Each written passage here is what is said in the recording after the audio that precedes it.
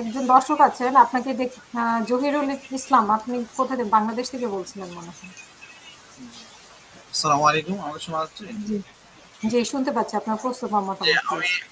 আমি সাইদ মাহবুব স্যারের কাছে একটা প্রশ্ন করতে চাচ্ছিলাম যে আমরা দেখেছি যে ছাত্র জনতা কিন্তু এরশাদকেও ছাত্র আন্দোলনের মাধ্যমে রক্তক্ষয়ী আন্দোলনের মাধ্যমে প্রথম করেছে, কিন্তু একটা নির্দিষ্ট আন্দোলনের নির্দিষ্ট কাঠামো না থাকার কারণে এরশাদ কিন্তু আবার ফিরে এসেছে এবং সেই শেখ হাসিনা, স্বৈরাচার শেখ হাসিনা সহযোগী হিসাবে ফিরে আসছে, যাকে মানে বিরোধী দল বানিয়ে শেখ হাসিনা দীর্ঘদিন চলেছে। তাহলে কি আমাদের কি একটা শক্ত কাঠামো কি দরকার নাই? আমাদের এই মানে জুলাই সনদের কি একটা শক্ত কাঠামো দরকার নাই, যে শেখ হাসিনারা যেন বারবার ফিরে না আসতে পারে এবং আমাদের ছাত্র জনতার জন্য বারবার রক্ত না জড়াতে হয়? আমরা এখন যে কাঠামো আছে, শোনেন জরুল সাহেব, আপনি অত্যন্ত সচেতন দর্শক, আমি একটা প্রশ্ন করি। এখন যে কাঠামো আছে, 5 বছর পর পর নির্বাচন হবে তত্ত্বাবধায়ক সরকারের অধীনে, বিচার বিভাগ যে কোনো অন্যের বিচার করবে, এর চাইতে বিকল্প কাঠামো কি?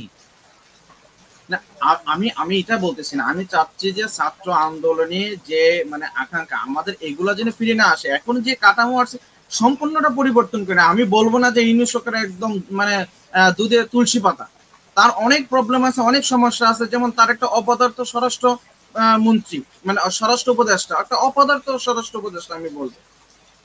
মানে তার উপদেষ্টা, এই স্বরাষ্ট্র উপদেষ্টা কি করতে পেরেছে, যেখানে কে জামাতের মানে সাথে চলছে, কে জামাতের সাথে চলছে তাকে জামাত করতে হয় না, কে বিএনপির সাথে চলছে তাকে বিএনপি করতে হয় না, এটা লিস্ট পর্যন্ত থানায় গেছে, তাকে হয়রানি করা হয়েছে। আর এখন তো তারা যেটাকে মিছিল করতেছে, আমার ইউনিয়নে একজন আওয়ামী লীগের লিডারকেও মানে গ্রেফতার করা হয় নাই। তারা স্পষ্ট স্ট্যাটাস দিচ্ছে, তারা স্পষ্ট করতেছে অনেক কিছু। আর আমি সাইদ মাহমুদ স্যারের কাছে কিছু কিছু প্রশ্ন করতে চাই আমাদের সেই মহান নেতা বঙ্গবন্ধুর জন্য।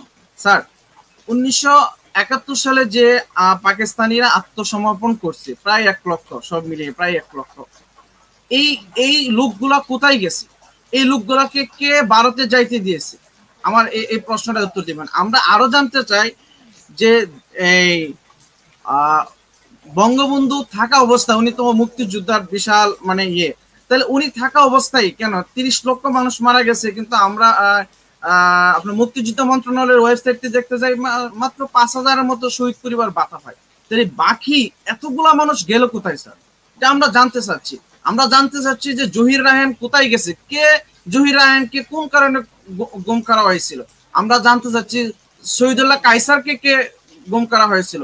আমরা জানতে চাচ্ছি আপনার সেই বঙ্গবন্ধুর মাধ্যমে আপনার রেফারেন্স উত্তর দিবেন যে বাংলাদেশের গেরিলা যোদ্ধা, ওনার নামটা সম্ভবত সেলিম আব্দুল সালাম হবে সম্ভবত, নামটা বলেছি, ওনাকে কারা সেই গাজীপুরের রাস্তায় ক্রস ফায়ার করেছিল?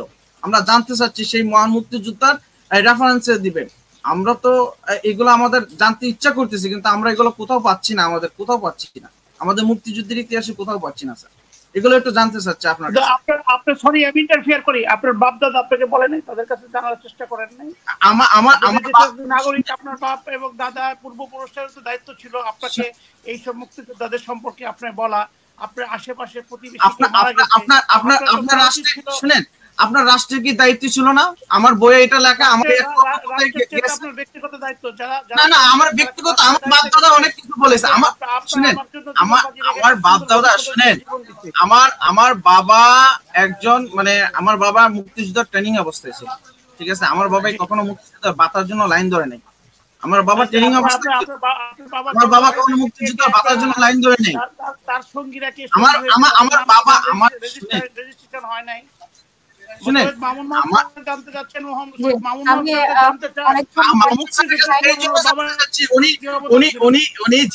উনি যেভাবে মানে একটা দলকে মানে